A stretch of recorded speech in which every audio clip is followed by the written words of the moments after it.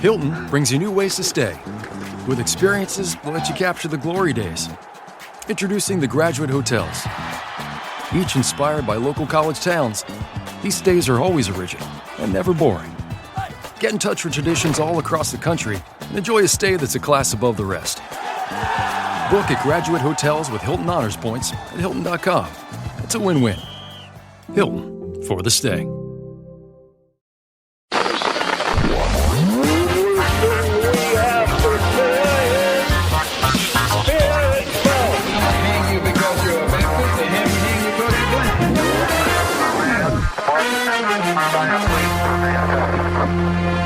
Você está ouvindo o História FM.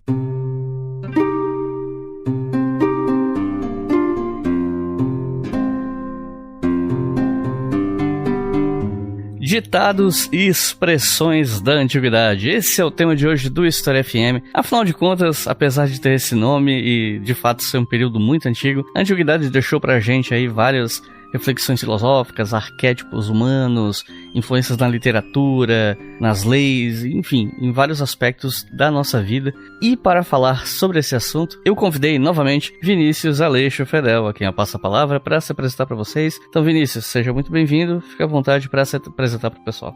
Salve ouvintes, é um prazer de novo estar aqui no História FM, conversando com vocês, conversando com os ouvintes. Bom, eu sou um historiador de formação, comecei minha graduação na Federal de Santa Catarina, terminei aqui na PUC de Campinas, que é a minha cidade natal. Meu trabalho de conclusão de curso e o tema que mais me interessa, que eu desenvolvo alguma pesquisa, é História Antiga, especificamente História Política Romana. E, para além dessas questões mais acadêmicas, eu sempre fui um maluco por História Antiga, a tal ponto que tenho, ainda está nesse limbo, o Colunas de Hércules, que era um podcast, ou é um podcast, os episódios ainda estão disponíveis, e eram financiados pelo História FM, até ter uma série de questões da minha agenda, virar pai, por exemplo, para divulgação de história antiga, né? Para conversar com professores, com pesquisadores que pesquisavam esse tema que é tão amplo, tão rico e também tão relevante para o nosso cotidiano, para a nossa história, né? Então, agradeço o convite e vamos que vamos. E já que você falou do teu antigo podcast, né, o Colunas de Hércules, algumas pessoas devem ter notado, esse episódio aqui é um remake de um episódio que a gente gravou pro Colunas de Hércules, né? Foi o episódio do Colunas que eu apresentei e tu foi o convidado, né?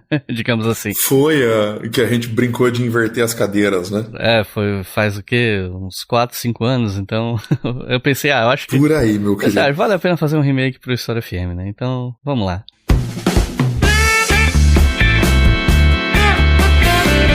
Pessoal, o Dia das Mães está chegando aí e eu vim dar uma dica pra vocês que as Tech T-Shirts da Insider são o melhor presente para as mães de vocês. Mas vocês já me ouviram falar várias vezes aqui, porque a Tech T-Shirt é assim, é assado, não sei o que. Então, já que é pra provar que as Tech T-Shirts são o presente ideal para sua mãe, eu resolvi trazer a minha mãe pra opinar sobre o que ela acha das camisetas, porque ela tem duas. Então eu vou ali na casa dela, vou chamar ela pra gravar. Ela não sabe disso ainda, porque eu quero que ela fale com sinceridade, eu não quero passar briefing pra minha mãe, né? Então, espera só um pouquinho que eu vou pausar aqui a gravação e eu já volto, tá?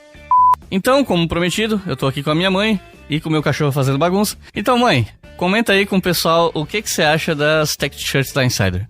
As camisetas, meninas, são lindas, sabe? Eu gosto muito de usar no dia do sol, assim, dia quente, ela não esquenta, elas são macias, as cores são lindas.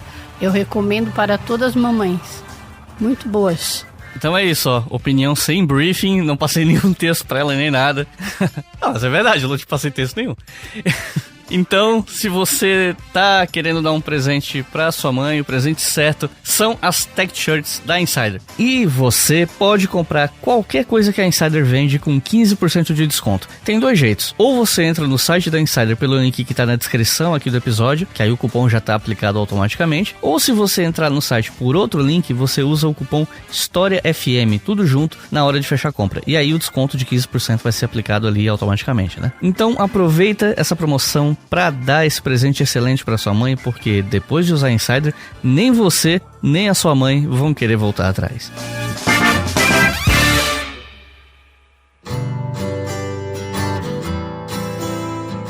E claro que eu tenho que falar da nossa campanha no Apoia-se, porque é ela que financia o História FM. São 200 episódios no ar, desde quando a gente começou em maio de 2019. São 6 anos de História FM, 200 episódios, e tudo isso porque lá no começo tinha gente apoiando o meu trabalho, desde os tempos do Leitura Obriga História lá no YouTube, né? O podcast só começou porque a gente tinha apoios o suficiente para fazer esse projeto começar. Então, muitíssimo obrigado a todos e todas vocês, porque se não fosse vocês, esse programa não existiria. Então, muito obrigado a todos e todas vocês, porque vocês mudaram a minha vida.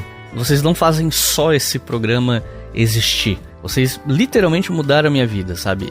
Poder me dedicar a esse trabalho na internet, poder me dedicar à divulgação científica, experimentar novos projetos, inclusive eu estou trabalhando em alguns no momento. Graças ao podcast existe a coleção História FM, que são livros originais, acessíveis. A gente está tentando trabalhar para tirar do papel outra coleção, inclusive, e aos poucos eu tô me desmembrando. Até esses dias um rapaz no Twitter falou que era o HFMU, História FM Universe, podcast, livro, curso, porque sim, eu tô gravando as aulas de um curso online. Então, tudo isso é graças a vocês. E aí, mais uma vez, eu quero dizer muito, muito, muito obrigado. E os nossos novos apoiadores e apoiadoras são Renata Kedi, Ana Bastos, Mayara Lima, Vitor Lopes, Luiz Fernando Toledo, Rafael Carneiro, Jéssica Michels, Kelmen Silva, Guilherme Deckers, Bruno Grédio, Vinícius Alvarenga, Sérgio Basile e Roberto de Mello. Muito obrigado, gente, mais uma vez. É graças a vocês que o História FM existe. E se você que está ouvindo ainda não é apoiador e quer fazer parte disso, você pode com apenas R$2 por mês. É menos do que uma coxinha custa hoje, infelizmente. Que é um absurdo, mas enfim, né? Coxinha tá cara. É só acessar apoia.se/obrigahistoria e fazer o seu apoio com qualquer valor a partir de R$2 por mês. Ou se você quiser fazer um apoio pontual sem recompensas, você pode fazer isso pela chave Pix leituraobrigahistoria@gmail.com.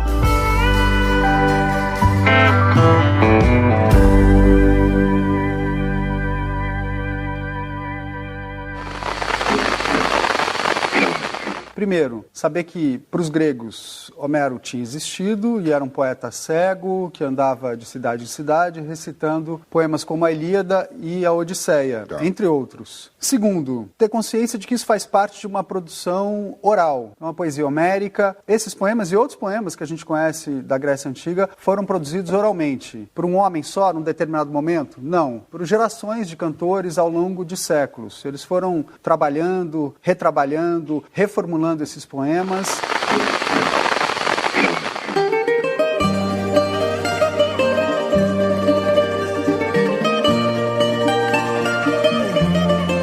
Bom, eu quero começar esse episódio te perguntando. Eu tenho aqui uma lista de várias expressões e ditados que têm origem na antiguidade para perguntar, mas eu não sabia exatamente por qual deles começar. Eu pensei, quer saber? Eu vou começar por pomo da discórdia. Não é uma expressão tão recorrente assim no nosso dia a dia, mas de vez em quando você vê, especialmente em livros, em textos, alguém falar em pomo da discórdia como referência a alguma coisa que é motivo de alguma treta. Então, qual é a origem da expressão pomo da discórdia? Eu acho que antes de a gente começar a responder, eu acho que é importante a gente fazer 2 comentários. Inclusive um deles a gente estava conversando um pouco em off antes de começar a gravar, que é o seguinte: eu acho que talvez um dos fatores que a gente tem visto, ou na verdade não tem visto tanto mais alguma das expressões que a gente vai conversar aqui, por mais que elas ainda estejam presentes no nosso dia a dia, é porque nos últimos tempos eu vejo que cada vez mais a história antiga ela parece um pouco deslocada para a maioria das pessoas no Brasil. Não é algo mais tão comum, tão familiar. As pessoas terem esse tipo de contato mesmo, né, com essa cultura, com esses elementos. Tirando um ponto ou outro, por exemplo, sei lá, que joga o God of War, por exemplo, o Age of Empires mesmo, que é um outro tipo de jogo que lida muito com história e também tem a parte de história antiga, faz tempo que não aborda isso. E eu também estou falando um pouco da minha experiência de professor de sala de aula. Hoje em dia a molecada não tem tanto conhecimento, tirando um caso ou outro no 6º ano e tal, mas durante a vida escolar / adulta isso vai se perdendo. E talvez esse podcast ajude aqui, esse episódio, a tentar fazer a voltar um pouco a gente falar sobre história antiga e a importância dessa cultura, a importância desse conhecimento histórico, porque ele tem que ser apropriado por nós brasileiros, mas a gente pode conversar isso em outro momento, ou com mais calma. O segundo ponto, basicamente, é sobre esse bloco, basicamente a gente vai falar sobre a Guerra de Troia. Todos os ditados que vão estar aqui vão estar ligados a essa obra, então a resposta curta para isso é simplesmente leia a Guerra de Troia, é isso, valeu, obrigado pessoal, vamos para o próximo bloco. Esmiuçando de maneira geral, acontece o seguinte, justamente um dos fatores que vai começar esse conflito é uma disputa de ego entre 3 deusas, né? Eu vou ter justamente a Hera, a Afrodite e a deusa Palas de Atena, que elas vão brigar, porque justamente dentro de uma comemoração dentro do Olimpo, a deusa da discórdia, ela, por não ser convidada para essa festa, ela resolve colocar fogo no parquinho, e daí ela manda um pomo de ouro, alguns traduzem como uma maçã, um outro tipo de pera de ouro, com a seguinte inscrição, para a deusa mais bela. E daí justamente é por causa disso, desse incidente, que vai dar início, que vai dar o ponto inicial para a Guerra de Troia, porque como Zeus, ele é um deus prudente, ele não se envolve nessa disputa. Ele fala, eu não vou resolver esse BO, eu não vou ficar para discutir aqui entre a minha mulher, a deusa da beleza, e uma deusa guerreira e da sabedoria. Eu vou passar esse BO para um mortal. E daí as 3 deusas e Zeus escolhem justamente o Paris para tomar essa decisão. E as 3 deusas vão apresentar o caso para ele escolher, na verdade tentar corromper ele, né, para convencer, para ver quem ele escolheria. E no fim, quem consegue convencer é a Afrodite, e daí a gente vai ver outras consequências dessa escolha nesse primeiro bloco. Mas o pomo de ouro está ligado a essa escolha que vai gerar essa grande briga, essa grande guerra, esse grande massacre que é a Guerra de Troia. E falando em Guerra de Troia, a gente precisa falar do cavalo de Troia, né? Afinal de contas, cavalo de Troia é uma expressão, uma gíria, enfim, para falar de alguma coisa que vai te pegar de surpresa, ou de quando você compra gato por lebre, que também é uma expressão, diga-se de passagem. Mas assim, tem a própria expressão Trojan Horse, né, na informática, que é o Sim. cavalo de Troia que infecta o teu computador, que tu acha que é uma coisa, mas ele instala outra coisa e te ferra. Então, de onde é que vem a expressão cavalo de Troia? Eu sei que essa é a mais famosa, quase todo mundo que tá ouvindo deve saber o que é, mas não custa explicar, sempre tem alguém que não sabe, né? Então, de onde é que vem o cavalo de Troia? É sempre bom a gente retomar essas questões, né, e falar um pouco de massacre. Basicamente, a história da Guerra de Troia vai ser essa briga entre os gregos, ou que a gente chama de gregos, e a galera de Troia. A cidade de Troia, ela vai ser uma cidade intransponível, ela tem grandes muralhas e vai ficar nesse cabo de guerra entre gregos e troianos lutando na frente da cidade de Troia por 10 anos. A história em si da Odisseia que a gente tem, da Guerra de Troia, do Homero, retrata só um pequeno período, o último ano desse conflito. Mas basicamente, a maneira que os gregos conseguem pensar, especialmente o Odisseu, que daí vai ser o personagem da Odisseia, ele consegue pensar para enganar os troianos e conseguir a vitória militar, é justamente através de uma artimanha, fazendo justamente o que o arquivo de programa, o Trojan Horse, faz no nosso computador. Você acha que você vai estar baixando um jogo, por exemplo, tem aí um vírus que fica fazendo vampetaço no seu computador toda vez que você clica, por exemplo. Exemplo meramente ilustrativo, isso nunca aconteceu comigo. Uhum. Só para justamente exemplificar. Então, justamente, esse cavalo de Troia seria um grande cavalo de madeira, que o Odisseu tem essa ideia, junto com outros gregos, que seria uma oferenda ao deus Poseidon, deus dos mares, para garantir uma viagem segura para os gregos de volta para a Grécia, como se eles tivessem desistido da campanha. Não conseguimos ganhar, chega, já morreu muita gente, vamos para casa. Vamos construir esse cavalo gigante para a gente conseguir voltar tranquilo. E daí, basicamente, o que eles fazem é, dentro desse cavalo de madeira, que é oco, você tem vários guerreiros gregos dentro dele, que assim que os troianos levam essa oferenda para dentro de Troia, e eles têm que demolir uma parte da muralha para isso, esses soldados gregos saem do cavalo, abrem os portões e realmente todas as forças gregas voltam e daí invadem e destroem a cidade. Isso inclusive marca o fim do conflito e início depois de uma outra obra que é a Odisseia. É isso. E uma das figuras, quando a gente está falando dessa história, é a figura de Aquiles. E de Aquiles vem a expressão calcanhar de Aquiles. Qual é a origem dessa expressão? Vamos lá. O Aquiles, para deixar muito claro, por mais que a história não tenha esse nome, né? Não é a Aquileida, né? É a Ilíada, a história da cidade de Troia, de Ilos, que é como os gregos chamavam Troia. Aquiles, a história de Aquiles, do personagem Aquiles, está diretamente ligado à história de Troia. Aquiles, ele é um dos personagens principais, se não o personagem principal da história. E ele é conhecido principalmente por uma coisa. Ele é o maior guerreiro que se tem em todo o mundo. Não existe guerreiro mais eficiente, melhor do que o Aquiles. Isso não significa que ele é bom, isso não significa que ele é legal, que ele é bem-humorado.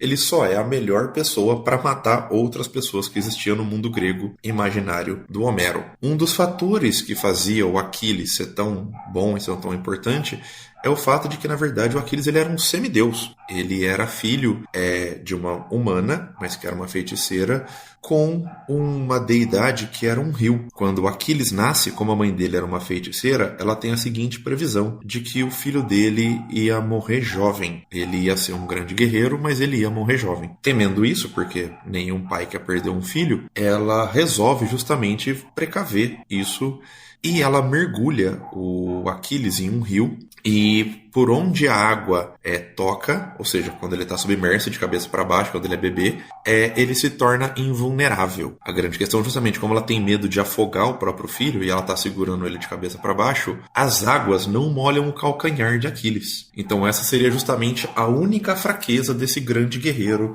desse cara que era invencível, ou praticamente invencível, porque ele acaba sendo derrotado durante o decorrer da história, mas ele mata muita gente no meio do caminho. Então por isso que tem a noção de ponto fraco, de única vulnerabilidade, ou justamente um elemento que é muito sensível a uma pessoa. Então, por exemplo, um dos meus calcanhares de Aquiles é falar sobre história antiga, e é por isso que estamos aqui nesse momento. Aí nós temos um outro ditado que tem relação direta com tudo isso que a gente está falando, que é agradar gregos e troianos.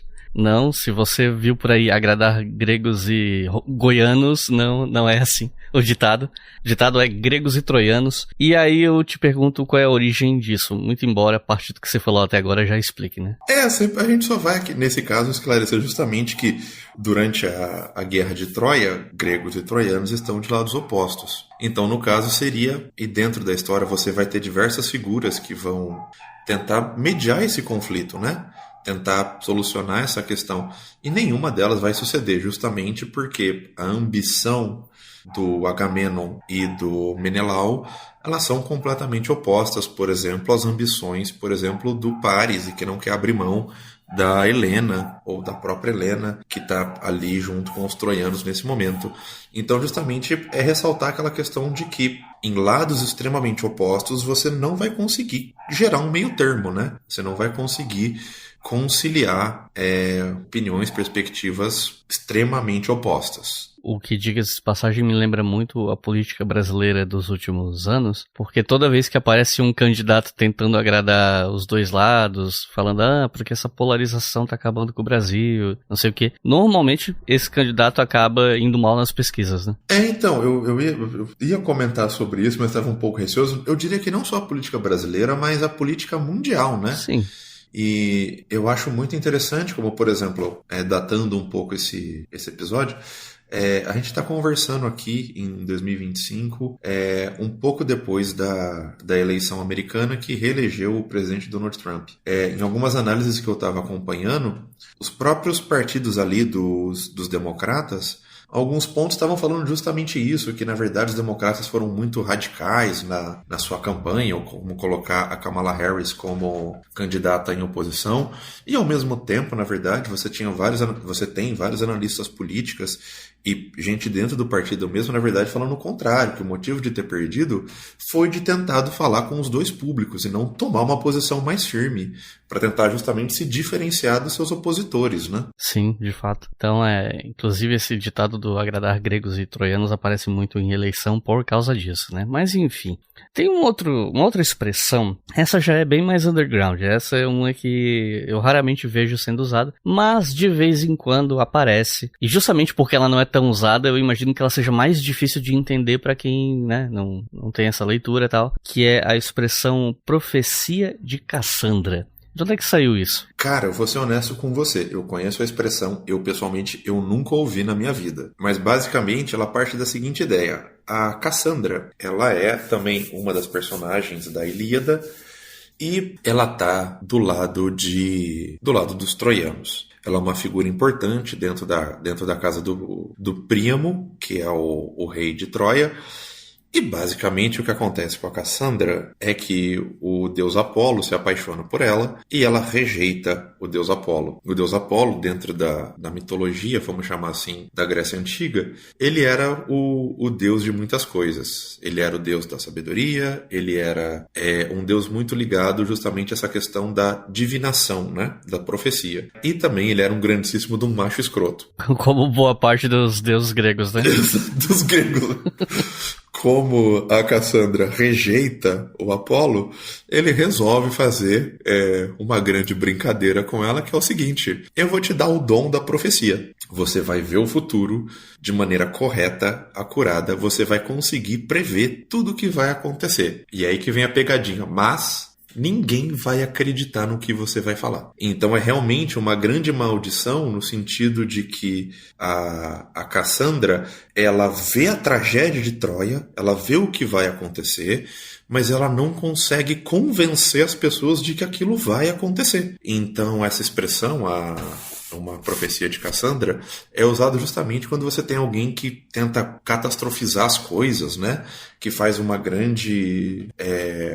realmente uma previsão de que algo vai dar muito ruim, ninguém acredita, e daí, assim como a Cassandra, aquilo acaba acontecendo. Outra expressão que, como eu falei, né? Ela é uma expressão realmente bem rara. Eu costumo ver mais em textos de análise política, por exemplo, que é... No âmbito da política, essa expressão, ela, ainda que rara, ela aparece um pouquinho mais, que é justamente isso, é você ter às vezes um analista, um sociólogo, um economista prevendo que determinada política vai ser um desastre e ninguém acredita, aí quando, né, a cagada acontece... Passa alguns anos, né? E aí, bom, aí já é tarde, né? Aí a parada já aconteceu.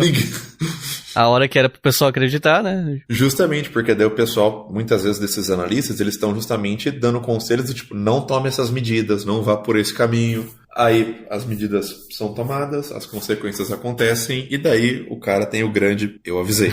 Quem podia imaginar, né? Bom, enfim, e aí tem uma outra expressão, que é a expressão presente de grego. E aí eu imagino que, né, a origem dessa expressão seja a mesma de outra expressão que a gente falou nesse bloco aqui, né?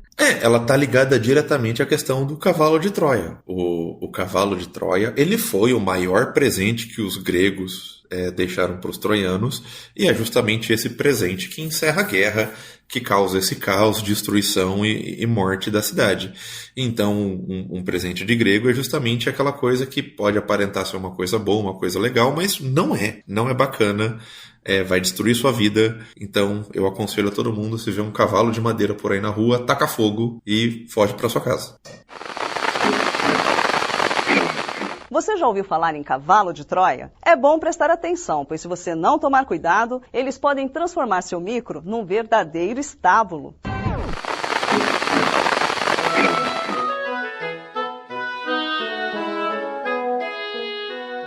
A nossa próxima expressão é uma expressão que aparece muito em reunião de condomínio, reunião de centro acadêmico, para definir pauta e coisas do tipo, que é a expressão voto de Minerva, que significa, né, que alguém teve o voto decisivo. O voto decisivo vai ser de uma pessoa. De onde é que saiu essa história, essa expressão, né? Por incrível que pareça, ela também tem a ver com a Guerra de Troia. Eu sei, é muito doido, até parece que o mundo inteiro dessa antiguidade gira em torno da Guerra de Troia, mas eu prometo que daqui a pouco a gente muda.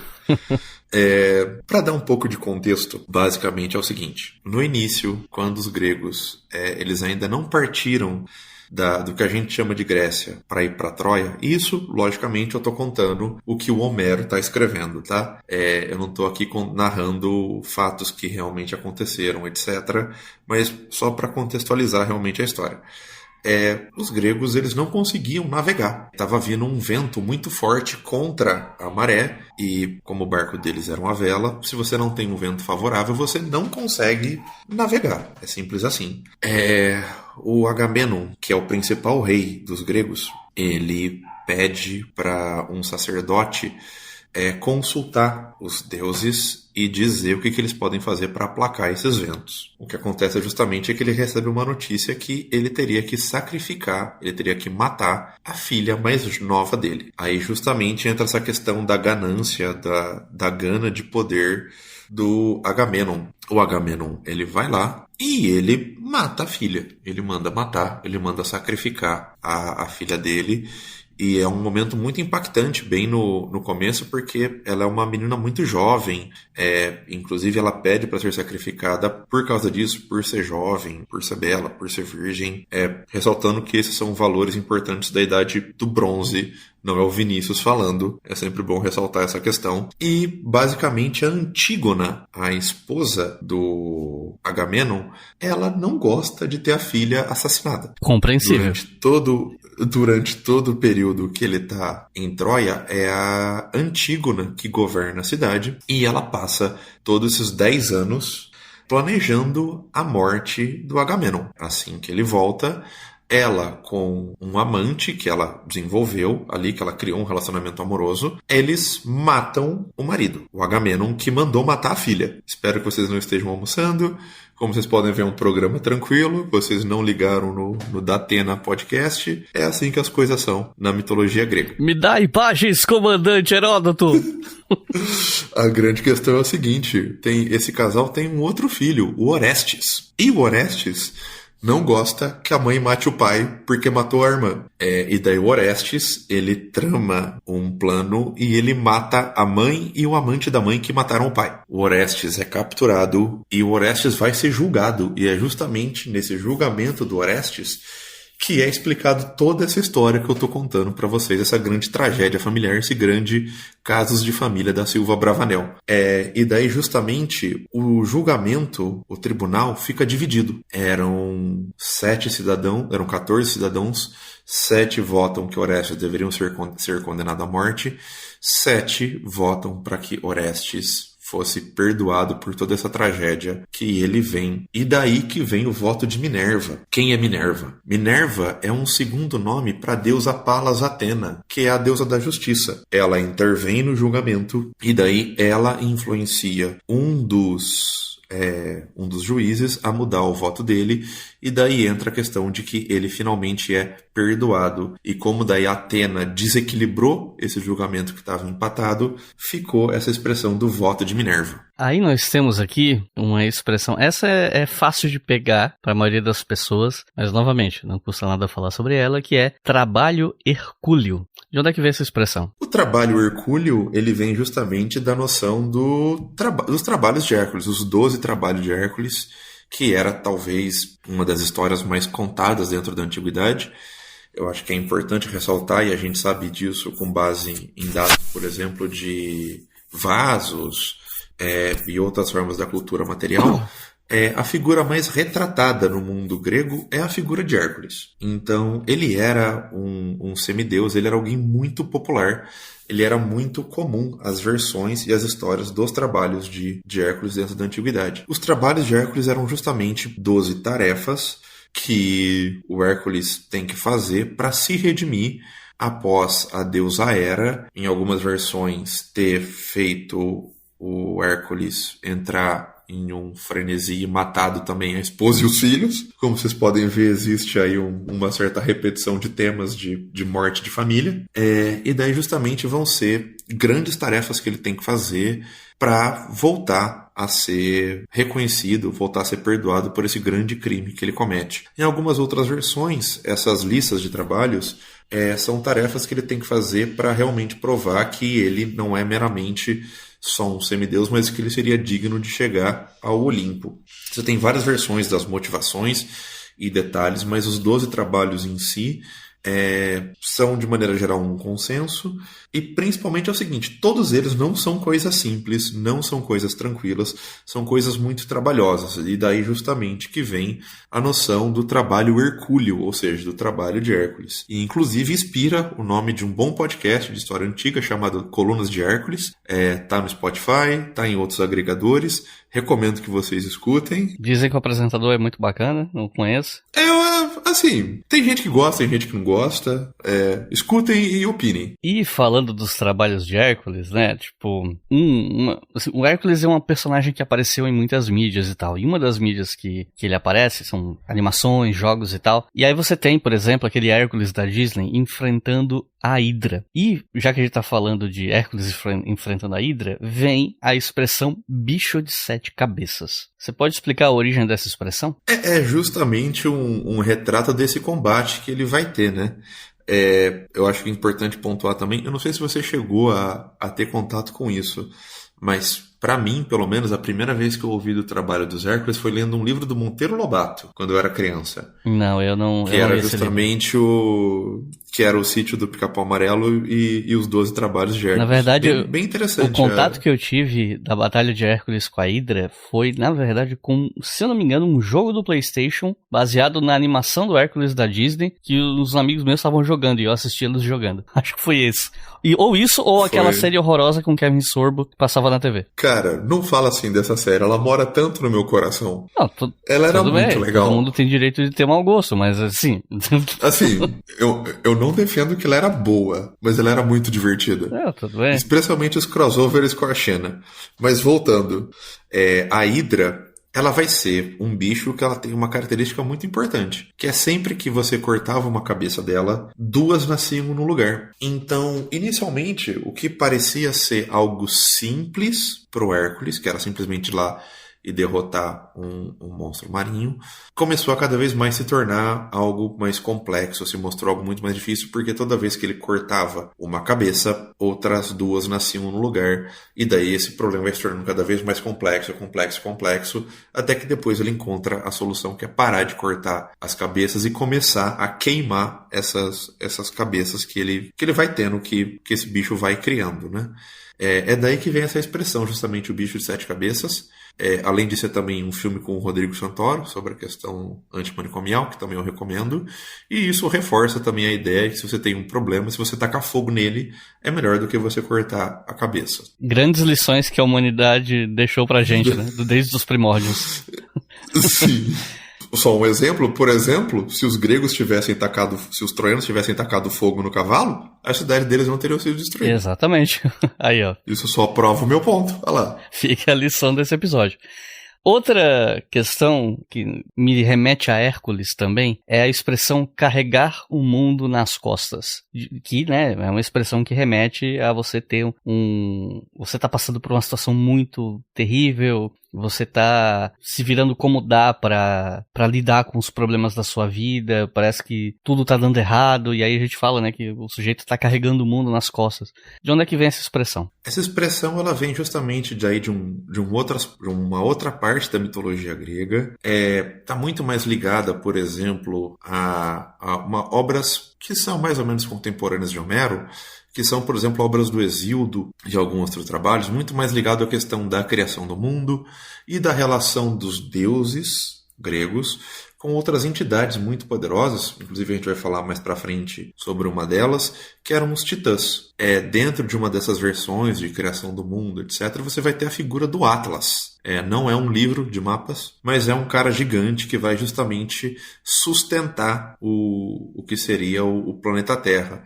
E daí, por isso, essa questão desse peso, né, dessa grande responsabilidade que é ter esse, literalmente, peso nas suas costas, e principalmente essa tarefa que não tem fim, né? Essa coisa que parece que não vai acabar nunca, um trabalho que não tem descanso, que não tem interrupção, você está sob pressão o tempo todo e praticamente sendo esmagado quase aqui a todo momento. Eu fiz uma referência a Hércules porque, se eu não me engano, eu posso estar enganado, talvez seja memória falsa minha, mas eu tenho a impressão de que eu já vi alguma adaptação de Hércules para a indústria cultural onde ele segura o mundo no lugar de Atlas por um tempo. Olha, se eu não me engano, eu vi isso também, eu não estou lembrando aonde, a minha dúvida é se não é no próprio negócio da Disney. Disney. Talvez seja. Pode ser de outro lugar, mas assim, isso também existe na minha memória, você não tá só nisso. Mas esse não era um dos 12 trabalhos, né? Não é, mas aí que tá. Ah, bom, assim como o Scar não era o Leão de Nemeia, e a Disney...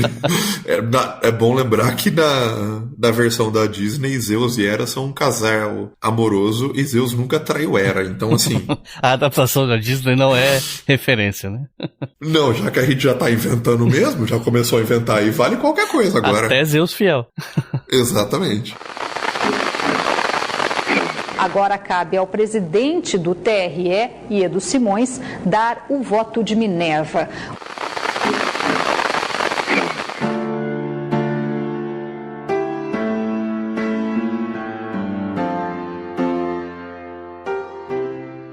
Aqui a gente vai para uma outra história que, né, da mitologia grega e tal, que é a origem da expressão comer o fígado. Não é uma expressão muito recorrente, eu confesso que eu não vejo ela muito, mas eu quis trazer para esse episódio todas as expressões que eu já li ou ouvi a menos uma vez na vida. Essa é uma que eu não vejo com frequência, mas já ouvi uma vez a expressão de comer o fígado de alguém, né, como sinônimo de fazer alguém sofrer ou fazer alguém pagar por alguma coisa. De onde é que vem essa história?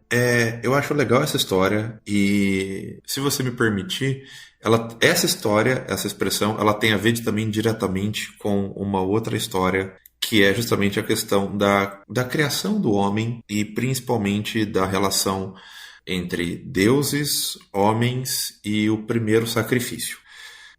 Eu tinha falado há pouco tempo atrás sobre essa figura dos titãs. Eu estou me baseando muito aqui em um livro chamado Teogonia do Hesíodo. Nesse livro, o Hesíodo, que é um escritor do século... Eu não lembro agora se ele é 7 ou se é 6 de cabeça. Eu acho que é do século 6. Enfim, esse cara é muito velho, ele é um grego, ele está escrevendo pro irmão dele, principalmente. E daí ele vai contar, em um desses livros da Teogonia, como surgiu o mundo, como surgiram os deuses, como surgiam as coisas. Dentro da Teogonia tem uma parte que chama Titanomaquia, que é a briga dos deuses contra os titãs. Só que nem todos os titãs vão se revoltar contra os deuses. Alguns titãs, como o Prometeu, eles vão ficar na deles. Eles vão ficar na boa. Eles vão falar, não tem nada a ver com isso. Vocês briguem aí, eu vou ficar quietinho aqui na minha. A grande questão é que é o seguinte, depois que resolve essa questão, os deuses criam vários homens. Tem lá, né, o Hesíodo fala dos homens de ouro, os homens de ferro, não sei o que, até chegar na nossa humanidade, que são os humanos. Esses humanos, eles eram muito primitivos. Esses humanos, eles não tinham conhecimento. Esses humanos, eles viviam praticamente em estado de primal. Isso é o termo que eles estão usando. O Prometeu, ele se compadece dessas criaturas. E ele resolve, e olha só que interessante como a mitologia grega muitas vezes nos permite criar alegorias para coisas que nós entendemos, ele resolve roubar o fogo do Olimpo, do Sol, e trazer para a Terra. Tem alguns filósofos que vão interpretar isso como uma metáfora para a questão do conhecimento humano, né? Do ser humano ganhando uma noção de coletividade e daí passando a evoluir, por exemplo. Um abraço, Nietzsche, se você está ouvindo a gente.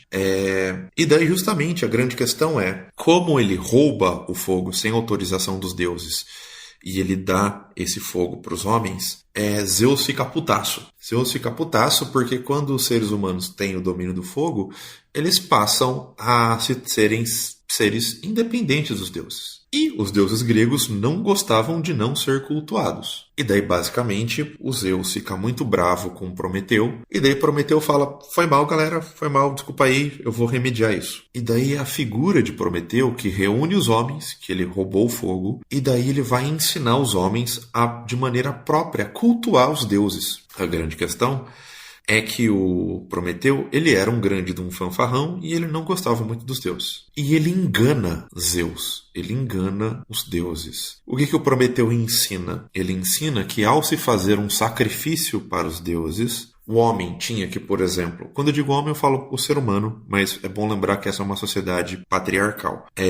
O ser humano, ele devia sacrificar um animal, seja um boi, um cordeiro, uma ovelha, uma pomba, o que fosse, não interessa. Ele devia pegar as melhores carnes e e ficar para ele, para o ser humano. Para os deuses eram queimados os ossos, a gordura e a pele, ou seja, o que seriam as partes piores, menos nobres de um animal. O Prometeu ele faz isso realmente enganando, então ele pega várias toras de madeira, ele reveste essa tora de madeira com uma pele de boi, ele coloca o sebo do boi, os órgãos dentro desse boi, e daí ele ensina como fazer, tipo, as orações, a ritualística de como queimar aquela oferenda para os deuses. Quando primeiro sobe esse cheiro de fumaça para o Olimpo, Zeus fica feliz porque os seres humanos voltaram a cultuar os deuses, até eles perceberem o que estava sendo queimado. Por causa disso, Zeus fica putaço, e daí justamente qual que é a punição de Prometeu? Ele é acorrentado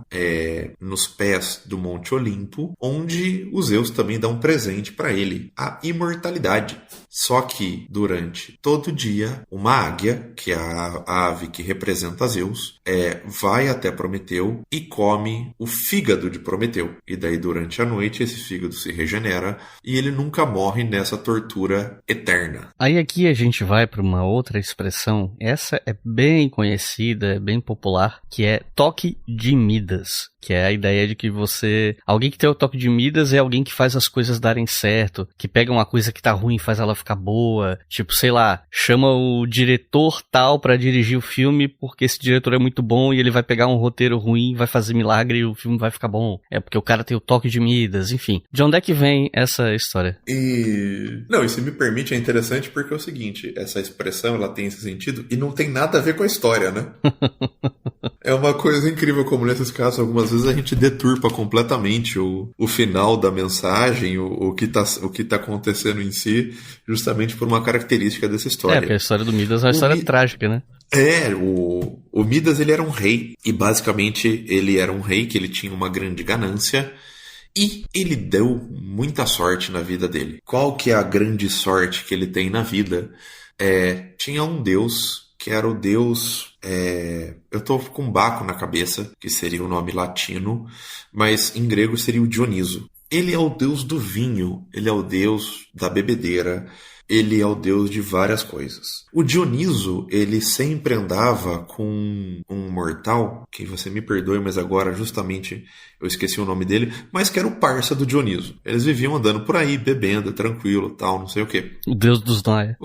Então, aí que tá. Justamente o que acontece. O Midas, ele encontra esse Noia largado, tipo, nas terras dele. E o Midas reconhece aquele Noia. Ele fala, esse é o Noia que anda com o Dioniso. Em vez de eu expulsar esse mendigo, eu vou trazer esse mendigo pra minha casa. Daí o cara pega, dá banho no mendigo, tira RG do mendigo, corta cabelo, corta barba, dá bermuda, dá tênis, dá comida. Posta um vídeo no TikTok da transformação. Isso, já pensando na recompensa que ele vai ganhar quando Dioniso encontrar o Noia dele. E é justamente o que acontece. Um dia ele tá na casa dele e bate a porta dele, Dioniso. E dele fala, que bom que você encontrou o meu Noia. Eu tinha perdido ele por aí e fico feliz que você encontrou ele. Obrigado por ter cuidado bem dele, como que eu posso te recompensar? E daí que vem a questão. Como Midas era muito ganancioso, ele pede que tudo que ele toque vire ouro, porque além de ser ganancioso, ele é brega. Então ele sai tocando as paredes do palácio, ele sai tocando a cama dele, ele toca a mesa, ele toca talher, transformando tudo em ouro. Qual que é a grande questão? A grande questão é justamente que esse cara, ele não consegue mais comer. Toda vez que ele vai tomar água, por exemplo, e ele segura um copo, não só a taça, mas a água que está dentro também vira ouro. Ele não consegue mais comer, porque quando ele pega num talher, o talher e o alimento viram ouro. Até que chega um ponto, num caso extremo, que ele desesperado, ele começa a chorar, etc. Aparece a filha dele, e eu tô contando pelo menos a versão que eu conheço, pode ter outras variações. A filha dele aparece, e daí ele toca na filha, e a filha também vira ouro. E daí ele fica muito triste, começa a chorar, e daí tem uma certa lição sobre justamente não ser ganancioso. Aí aparece de novo o Dioniso para ele, manda ele lavar as mãos em um rio, e daí ele meio que perde esse poder, pelo menos na versão que eu conheço, que eu tô mais familiarizado. Lembrando que pode ter outras versões versões dessa história, mas a moral sempre é meio que a mesma. Não seja ambicioso, não seja babaca. Não seja babaca. Trate bem o mendigo, não seja babaca. Sem pensar na recompensa depois. Isso. Trate bem no mendigo porque você tem que tratar bem as pessoas e não pra ganhar alguma coisa. E aí a gente volta pro caso de família, que é pra eu te perguntar a origem da expressão complexo de Édipo. De onde é que saiu isso? Cara, eu juro que quando você falou a gente volta na questão de família, na minha cabeça tocou a música do caso de família da Silva Bravanel. Eu juro mesmo. Bom, o complexo de Édipo, e também depois vai ter o complexo de Electra também, ele ficou muito popularizado por causa de um cara que ele também vai ser um pouco famoso, um cara que é um pouco conhecido, que é um tal de Sigmund Freud. Não sei se você já ouviu falar. Acho que já. Entendeu? Ele tem alguma importância aí no século XIX, ele inventa aí alguns campos científicos, uma tal de psicanálise, algumas formas de tentar entender a mentalidade humana. Você chamou psicanálise de ciência, tá ligado que você irritou um monte de gente agora, né? Não, tipo assim, ciência no sentido de conhecimento, de campo de saber, não necessariamente só da questão metodológica. Okay, Mas até porque no século XIX ele se via enquanto cientista, né? É importante dizer isso. A ciência ela tem uma própria história. A crítica vem depois, né? Exatamente, ele se enxerga como um cientista. Tô usando meu escudo da história assim, eu estudei faculdade para isso, então também não sejamos anacronistas. Ele se via enquanto cientista. Então fica aí, se alguém ficar puto, briga lá que o século XIX não é comigo. A gente pode discutir a questão de ciência hoje também num outro momento.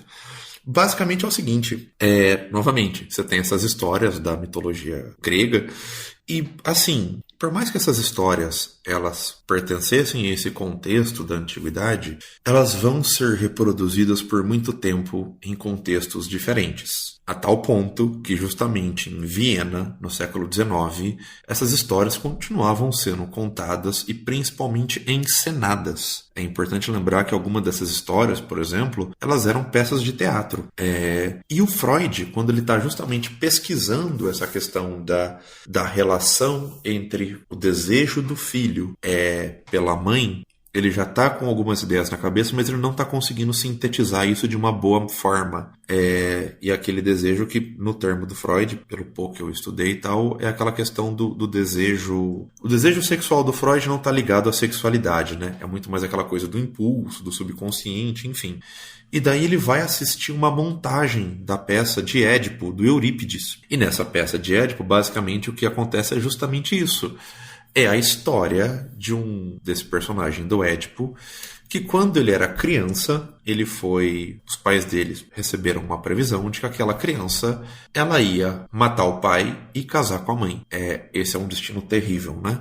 Os pais, eles não querem matar o seu filho, então eles resolvem justamente mandar o Édipo para uma outra cidade, para ele ser criado como um camponês, e nunca saber do destino dele e, portanto, não matar o pai e não casar com a mãe. Basicamente, a história vai se desenvolvendo, o Édipo cresce, o Édipo ele descobre que durante o crescer dele, que na verdade ele era filho de um rei, e é interessante porque daí, sabendo disso, ele resolve sair da cidade dele e ir para a cidade dos pais deles. Eu tô aqui evitando ficar falando o nome de cidade, etc, para não deixar mais confusa essa história. Basicamente, no meio do caminho, ele tá voltando para a cidade dele, ou que ele acha que é a cidade dele, para descobrir mais sobre o passado dele, e daí ele é bloqueado no meio do caminho por uma carruagem, com vários homens e um senhor dentro da carruagem. O Édipo, ele é conhecido por muitas coisas, e uma das coisas é que ele era um pouco esquentado. Ele tem uma desavença com esse cara, com esse senhor e com os guardas, e ele meio que chacina todo mundo. 1 centavo se vocês acertarem quem que estava na carruagem. Quem será? Ele acabou de massacrar o pai dele sem saber que era o pai dele. E daí ele simplesmente segue para a cidade. E daí, chegando lá, vai acontecendo diversas questões.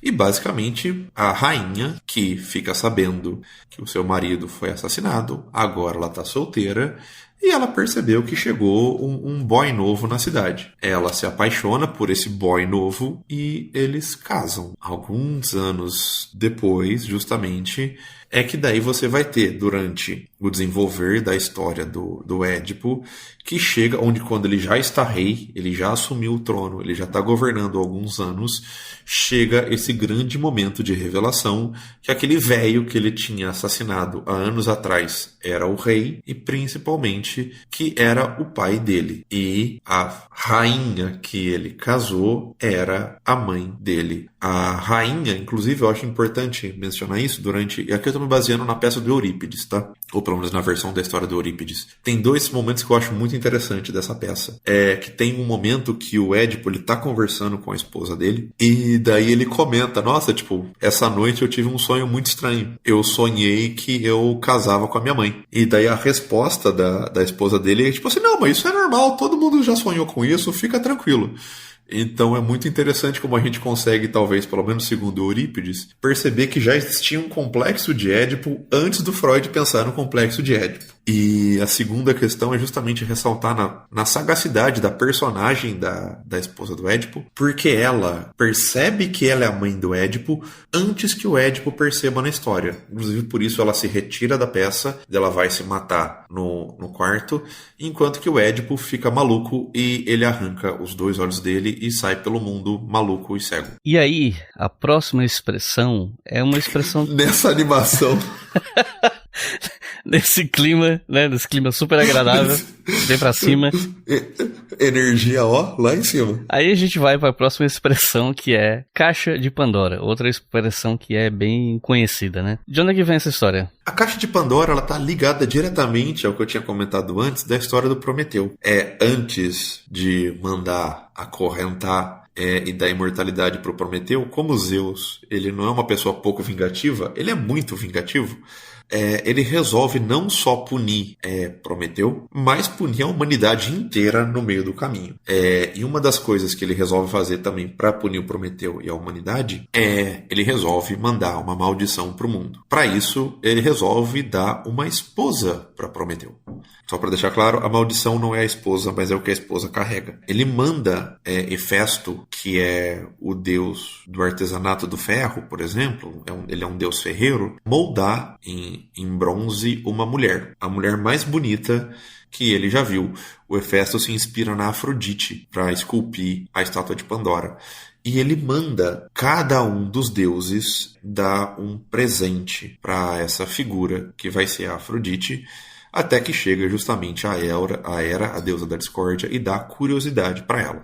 Basicamente, o que acontece daí a partir disso é entregado para Afrodite uma ânfora, que a gente chama de caixa, e fala assim para ela, não abre isso, nunca, valeu, vai lá conhecer o Prometeu. Ela vai para a Terra, ela conhece o Prometeu, eles se casam, e daí ela conta um pouco da história dela, ela conta de onde ela veio, e ela conta sobre a caixa.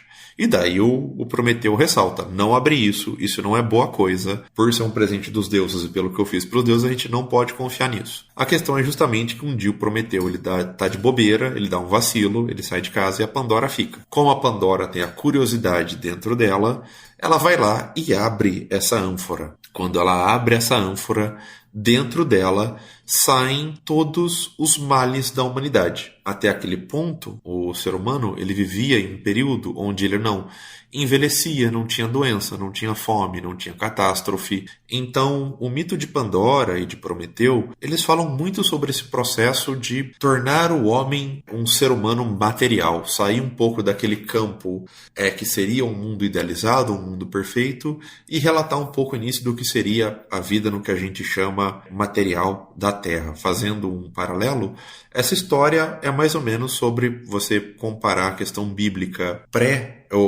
Jardim do Éden e pós-Jardim do Éden. Então a humanidade vivia em um estado de harmonia, perfeição, etc.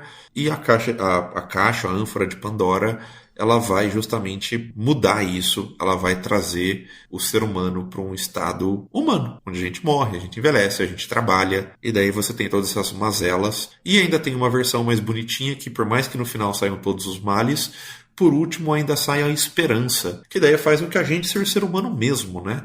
Esse eu acho que é o principal sentimento que nos une, que nos faz ser pessoas, seres sociais, coletivos. Aí aqui a gente vai para uma seara de ditados que é inspirado na história de Roma, que aí sim é o teu métier, né? Aqui sim. Apesar de que muitas delas são inspiradas em adaptações da história de Roma, adaptações literárias, mais do que em Roma em si, né? Algumas delas, pelo menos. Então vamos começar pela expressão "a César o que é de César". De onde é que saiu isso? Essa é uma questão bíblica, né? Sim. A César o que é de César, para mim, na minha opinião, na minha interpretação, e eu já ouvi alguns teólogos falando sobre isso, eu acho que ela é um ponto muito importante, porque, novamente, para alguns teólogos, ela marca justamente um posicionamento muito importante dentro do cristianismo, de como o próprio cristianismo enxerga a questão da laicidade do cristianismo, né? De uma separação entre igreja e Estado. Nesse contexto dessa história, justamente Jesus está falando sobre a questão dos pagadores de impostos.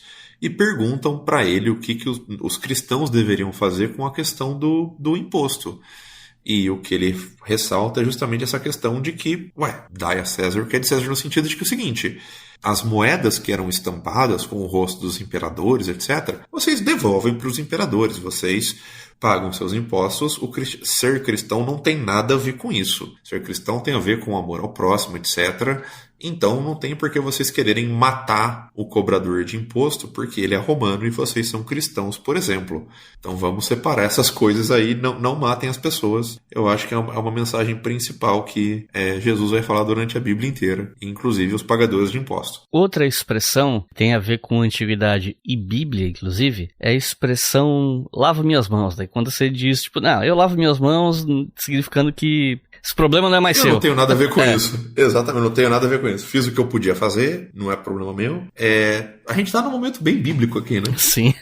Também, né? Depois de toda essa loucura. Essa matança. Um monte de gente morrendo, gente casando com a mãe, não sei o quê. Ah, claro, porque na Bíblia não tem nada disso, exato, né? Na Bíblia não tem nada. não tem nada disso. Não tem filho rindo de pai bêbado, não tem irmão casando com... Não tem nada. Não, a Bíblia não tem nada desses relatos, nada a ver. Vamos lá. Esse ditado, ele vai ter muito a ver justamente com a questão do que o quê? É o momento que você vai ter uma disputa temporal no sentido de governo do local, entre o poder dos judeus, que está ali dentro da região do que a gente chama de Oriente Médio, Jerusalém, etc., e o poder dos romanos. A gente está falando sobre o julgamento de Jesus. A grande questão é que, pela normativa que Jesus é acusado, ele não infringia a lei dos romanos. Então, quando ele é preso e levado perante ao Pôncio Pilatos, o Pôncio Pilatos não tem muito o que acusar esse cara. Ele não infringiu nenhuma lei romana. Entretanto, a autoridade judaica do Herodes, agora deu um branco, é o Herodes, queria ver Jesus morto. E daí, justamente, a grande questão que o Pôncio Pilatos fala e se coloca é justamente isso. Olha, se vocês judeus querem condenar a figura de Jesus pela lei dos judeus, vão lá. Eu não tenho nada a ver com isso. Ele não cometeu nenhum crime de Roma. É a autoridade judaica que manda nessa região. O Império Romano lhe dá suporte, etc. Entretanto, nessa questão religiosa, vocês têm autonomia. Se você está dizendo que ele cometeu um crime e quer crucificar ele, é problema seu. Eu lavo minhas mãos. E daí vem essa questão justamente de você não se posicionar, de você fazer o que está dentro da sua alçada para evitar alguma coisa, mas você estabelecer um limite, né? De você falar, não tenho mais nada a ver com isso, eu não posso fazer mais nada, tô lavando minha mão. Se você quiser colaborar com o História FM, você pode fazer isso via Pix, usando a chave leituraobrigahistoria@gmail.com. E assim você colabora para manter esse projeto educacional gratuito no ar.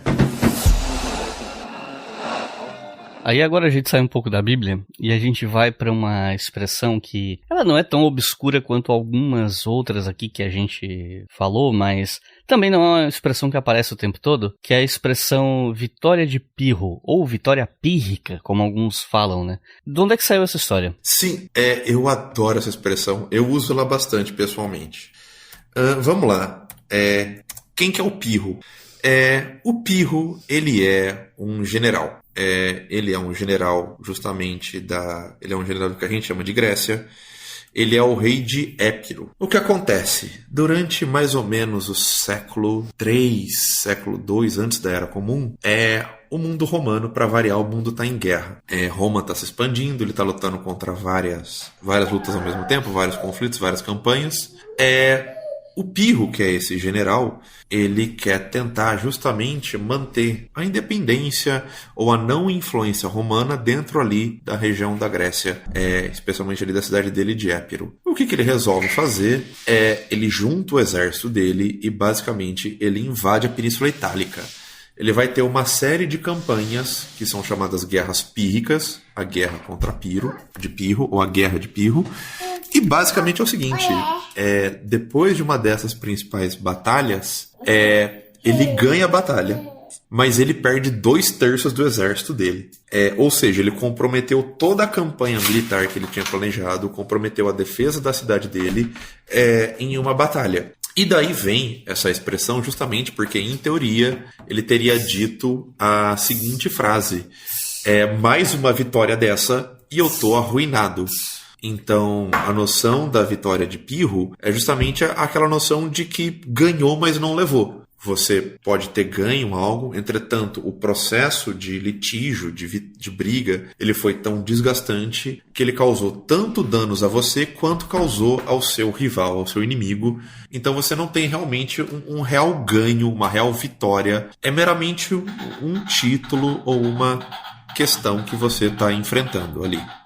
Inclusive, esse termo ele aparece de vez em quando na história militar justamente por causa disso, né? Por exemplo, tem um livro chamado Landing in Hell, que é sobre a Batalha de Peleliu na Segunda Guerra Mundial, e o subtítulo eu não lembro porque ele é um pouco longo, mas ele se refere à vitória em Peleliu ser uma vitória de Pirro, né? De tipo, beleza, os fuzileiros navais tomaram a ilha, mas não foi uma vitória muito... Foi difícil, foi horrível para quem lutou, mas de um ponto de vista estratégico de longo prazo acabou não sendo lá uma grande vitória. E tá lá no título do livro, então essa expressão, ela circula, né, no meio militar. Quem estuda história militar se depara com ela de tempos em tempos, né? É mais comum, né? Outro exemplo que eu acho importante citar, que eu já vi também sendo aplicada, é muito em relação ao estudo da Guerra do Vietnã, e especialmente a uma das colinas que é chamada de Hamburger Hill, né? Que é uma colina que os Estados Unidos tomaram, 2, 3 vezes e não servia pra nada. Eles iam lá, tomavam, matavam os Vietcongs, eles iam embora, os Vietcongs voltavam e, ficava nessa questão de uma grande briga, uma grande perda humana, uma grande perda material pra nada. E já que a gente tá falando de erros, temos também a expressão erro crasso. De onde é que saiu isso? É importante citar o seguinte, o Marco Licínio Crasso, ele vai ser um senador romano e ele vai fazer parte de uma forma de organizar o poder da República Romana que a gente chama de triunvirato. Relembrando um pouco um episódio que a gente gravou há pouco tempo atrás da República Romana, o poder político na Roma Antiga, especialmente nesse período da República, entre os séculos II e século I antes da Era Comum, ele tinha uma grande influência militar. Se você fosse um grande general, você tinha maior chances de conseguir exercer a sua vontade política e navegar por esse mar da política. Isso não era por si só suficiente, entretanto isso te ajudava bastante. O Crasso, ele não vem de uma família tão tradicional assim, que a gente vai chamar dentro da política romana. E também por causa disso, ele não vai ter grandes vitórias militares. O Crasso ele vai ter um papel fundamental, por exemplo, na revolta dos escravizados lideradas pelo Espartacus, por exemplo. É o Crasso que dá fim a uma parte dessa grande rebelião. Entretanto, comparado aos outros homens do tempo dele, especialmente a figura do Pompeu nesse momento e a figura do César, ele não tem grandes feitos militares. Então isso colocava o Crasso um pouco meio que num patamar um pouco abaixo dentro desse triunvirato. O Crasso resolve tentar mudar um pouco isso e ir em busca de vitória militar. E ele resolve fazer uma incursão a uma região chamada Pártia. Então ele chama suas legiões, ele pede autorização para o Senado, ele vai para Pártia guerrear. aí que entra a questão dos relatos de por que vai ter o nome de erro crasso, justamente de que ele não era tão versado assim na questão da estratégia, e ele resolve, depois de alguns dias de marcha, depois de um período andando pela Pártia, ele resolve fazer um acampamento. Ele tinha 2 locais para escolher onde ele iria acampar. Era uma região que tinha uma estrada, basicamente, e vales. Ele escolhe fazer o acampamento dele no meio do vale. Ele não escolhe tomar uma posição mais alta. E isso, enquanto estratégia militar, uma questão muito básica, né? Você vai construir suas defesas, onde você vai passar sua noite ou um tempo, aonde você consiga melhor enxergar o seu inimigo. E é o ponto mais alto, né? Ao contrário do ponto mais baixo, que esses inimigos podem se aproximar e você tem menos visibilidade. É exatamente isso que acontece. Os partas, eles emboscam o acampamento do Crasso, o Crasso é capturado, e daí também reza a lenda que, como ele era um cara muito rico... Você assistiu Game of Thrones? Sim. Sabe aquela morte do... É o irmão da Daenerys, que o Khal Drogo joga ouro quente, goela abaixo dele? Joga na cabeça dele. Isso, então. Falam que o Crasso ele foi morto dessa maneira. Que os partas derreteram bastante ouro e jogaram ouro goela abaixo pelo Crasso, porque ele era um cara muito ganancioso, tinha muito ouro, então eles iam alimentar essa ganância do Crasso. E é por causa desse erro militar que custou a vida do Crasso e uma derrota dos romanos para os partas que vem essa expressão do erro crasso, que é um erro muito básico, uma coisa muito... que você não espera de alguém, tipo, que é algo muito básico, muito simples, que não é pra ninguém cometer, tipo, é um erro muito rude, assim, é algo muito discrepante. E às vezes um erro muito definitivo também, né, aquele erro que não dá pra voltar atrás. Exatamente, que tipo, uma vez que você cometeu, tipo, acabou. Se você tá num jogo, você moveu uma peça errada e toda a sua estratégia desaba por causa disso e você pode perder a partida e, enfim, sela o seu destino, né? Eu acho que essa é a principal ideia. Aqui, eu queria perguntar sobre uma outra expressão. Essa é o tipo de expressão que eu vejo mais, às vezes, no meio literário. Eu vejo, é aquela expressão que você vê em texto, você vê entre um pessoal, às vezes, que tem um pouco mais de instrução. Não é o tipo de coisa que a gente vê no dia a dia, né? Mas é a expressão cruzar o Rubicão. De onde é que veio isso? O cruzar o Rubicão, e algumas que a gente vai falar agora em seguida, ela vai estar diretamente ligada à história da figura do Júlio César, que é talvez, dentro desse período republicano, ou final da República, ou crise da República, a gente pode conversar isso em outro momento, é com certeza a figura mais definitiva e mais importante. O Rubicão, ele era o rio que fazia fronteira com o território romano. Pela legislação romana, pelo costume romano, nenhum soldado armado poderia cruzar o Rubicão. Nenhum exército armado, nenhum exército romano poderia cruzar o Rubicão. As tropas romanas deveriam ser desbandadas antes delas chegarem nesse ponto, justamente como sinal de que as forças que estavam voltando para casa eram forças de paz e não forças que iriam ocupar a cidade de Roma, como aconteceu, por exemplo, alguns anos antes do César com o Sula. O Sula é um cara que ele vai invadir a cidade de Roma, levar os seus exércitos e tomar a cidade para si. Então o Rubicão ele tinha essa importância política. Essa frase ela é cunhada num contexto de grande tensão entre o Júlio César e o Senado romano. E se você me permite fazer uma breve recomendação, tem um episódio do História FM que é eu, você e o Luiz Felipe, a gente conversa sobre o Júlio César e as guerras da Gália. É o episódio 6, inclusive, é lá do comecinho do podcast. Eu ia falar, faz um tempo, eu lembro que a gente gravou isso no seu apartamento. 2019. Foi. E assim... Tá tendo essa tensão entre o Senado romano e o César. E o Senado romano, ele dá um ultimato pro César desbandar o exército dele antes de voltar para Roma. E justamente que o limite que ele teria era o Rubicão. O que o César faz é ignorar o Senado. E aqui eu não vou discutir se o César estava certo ou estava errado em desbandar o exército, se quem estava correto é o Senado ou não. O ponto é, a legalidade do Senado dar esse ultimato pro César. O César ignora. E daí ele chega num ponto que não tem justamente mais como voltar atrás. A partir do momento que ele atravessou o Rubicão, ele oficialmente declarou guerra contra o Senado romano. E o que a gente vai ter é o destrinchamento da Guerra Civil Romana, ou de mais uma das guerras civis romanas, ou penúltima guerra romana antes do estabelecimento do Império. Então, cruzar o Rubicão é você tomar essa decisão de que você não vai voltar atrás, que você, de maneira consciente, você está queimando uma ponte. Você tomou um caminho e você vai seguir aquele caminho até as últimas consequências. Porque na situação do César, ele sabia que se ele, a partir do momento que ele cruzou o Rubicão, ou ele ganhava do Senado, ou ele ia ser morto. Aqui, uma outra expressão um pouco mais comum é a expressão "a sorte está lançada". Isso veio de onde? Isso está ligado justamente a esse momento que em latim é a lei iascita est. Desculpe a minha pronúncia de latim, deve estar bem enferrujada. Mas segundo Plutarco, que é um dos biógrafos bem tardios do César, essa meio que seria a frase que ele vai falar quando ele cruza o Rubicão. Então ali ele tem plena consciência de que a partir daquele momento só o destino ia saber o que ia acontecer. Se ele ia ganhar, se ele ia perder, o que ia acontecer da vida dele. Então a sorte está lançada.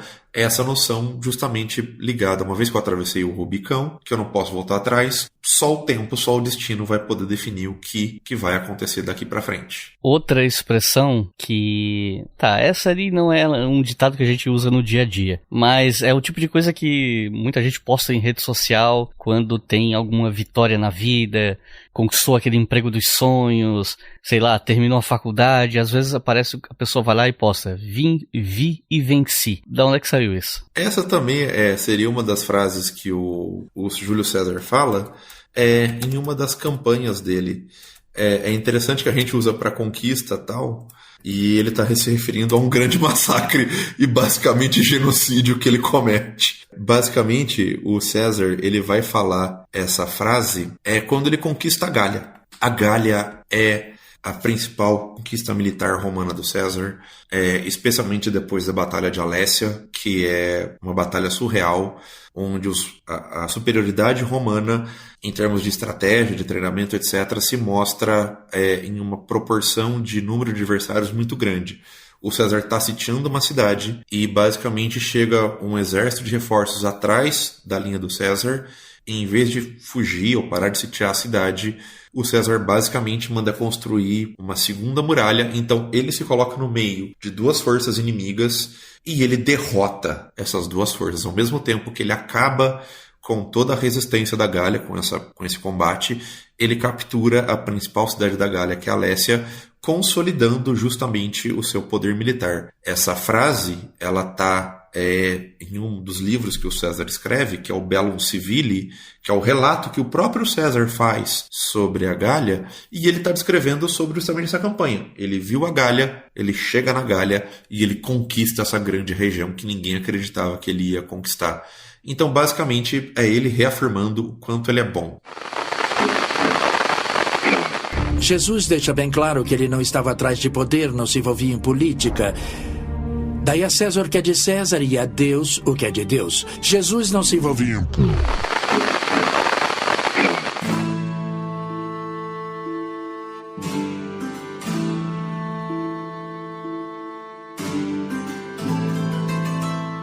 Aqui a gente tem uma expressão mais famosa que ela tem uma inspiração na antiguidade até certo ponto, mas ela é muito mais inspirada numa adaptação literária da antiguidade, né? Que é a expressão "até tu, Brutus", que é uma pergunta, né? E isso veio de onde, afinal? Aqui a gente mostra a nossa erudição porque nós lemos Shakespeare, nós lemos teatro, entendeu? Vem daí. O Shakespeare, o dramaturgo inglês, ele vai escrever muitas peças adaptadas dessa história romana. Ele vai escrever Júlio César, ele vai escrever Antônio e Cleópatra, por exemplo, ele vai escrever Coriolano, que é uma história um pouco menos conhecida aqui no Brasil, mas que eu acho fantástica. E basicamente essa frase ela marca um dos principais pontos, um dos pontos altos da peça do Júlio César, que é quando o César está sendo morto dentro do Senado romano.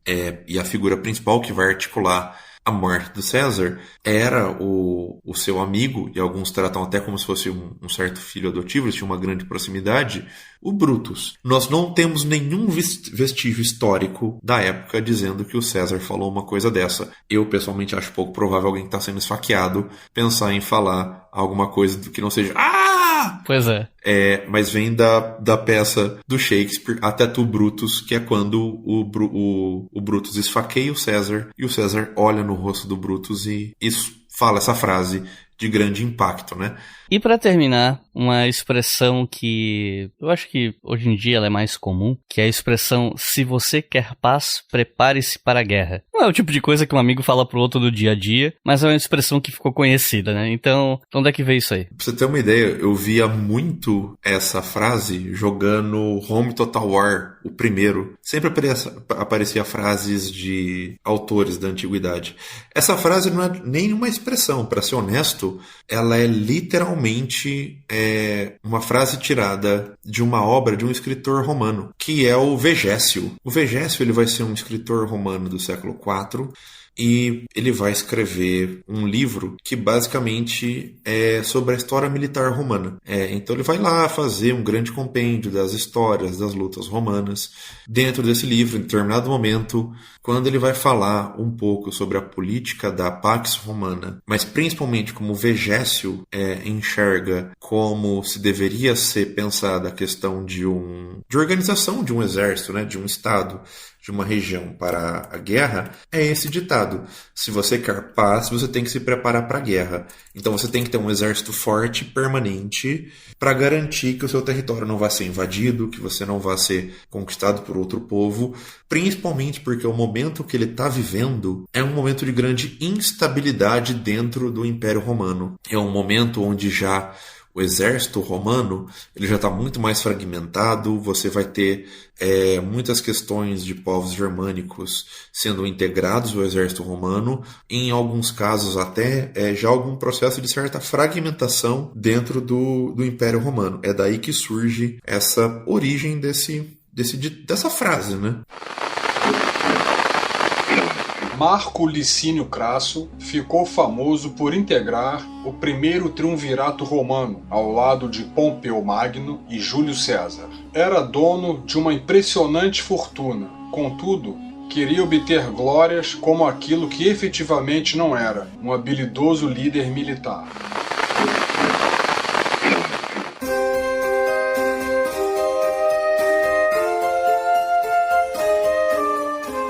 Bom, gente, essa é a parte em que eu pediria pro convidado dar recomendações de leitura. E eu posso até pedir, mas a questão é: não acho que exista um livro aí em que vocês vão achar todos os ditados da antiguidade ou coisa do tipo. Normalmente o pedido de leitura tem a ver com o tema do episódio, né? Então, assim, recomenda pra gente aí uns 3 livros de antiguidade que tratem de temas dessas histórias, de algumas dessas histórias que apareceram aqui no episódio. Eu acho que uma das recomendações bem óbvias é a Ilíada, né? Então, eu ia comentar isso. Sobre o primeiro bloco inteiro, leiam a Ilíada. Você tem a versão em prosa, tem a versão em verso. Aproveitem já o pré-hype da Odisseia que está sendo filmada. Leiam também a Odisseia, que são histórias fantásticas, são histórias magníficas. Antes de falar sobre livros em si, se eu puder dar algumas recomendações, também tem uma História FM que eu, você e o Luiz Felipe também gravamos sobre a Guerra de Troia. Então, para quem não quer ler um livro, tem um ótimo episódio do História FM sobre isso. E para quem quiser ver um pouco de maneira mais profunda isso, tem um Colunas de Hércules com o professor Gustavo, que ele é um especialista em Homero, e ele fala um pouco da relação da história com o Homero, como nós historiadores podemos usar o Homero como fonte, o que a gente sabe sobre ele, não sabe, sobre os textos homéricos. Então eu recomendo muito esse tipo de escutem esses podcasts, que vale muito a pena, já vai te dar uma ótima base, uma boa sedimentação para você estudar isso. Como justamente a gente não tem livro sobre fonte, leiam as fontes, vão ler lá o Hesíodo, leiam o Vegésio, é um pouco mais difícil, mas assim, a Teogonia tem uma edição muito boa, português, grego, curtinha, super gostosinha de ler, e eu acho que é isso.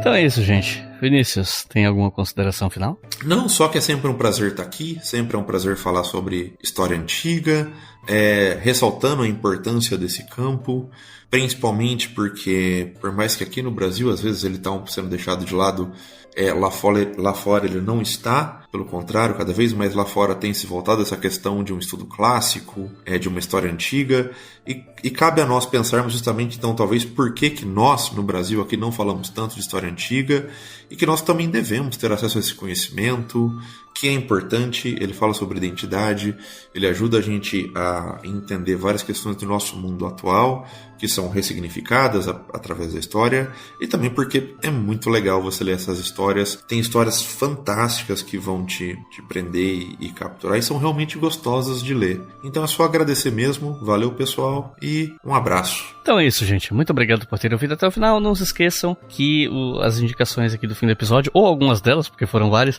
você vai encontrar no post desse episódio lá no nosso site, historiafm.com.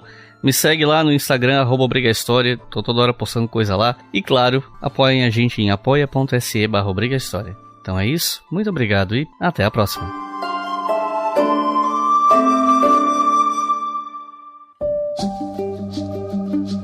O História FM é uma produção do canal Leitura Obriga História. Apresentação, Iclis Rodrigues. Edição, Samuel Gambini. Roteiro, Iclis Rodrigues. O financiamento deste programa é realizado pelos nossos colaboradores em apoia.se/Obriga História.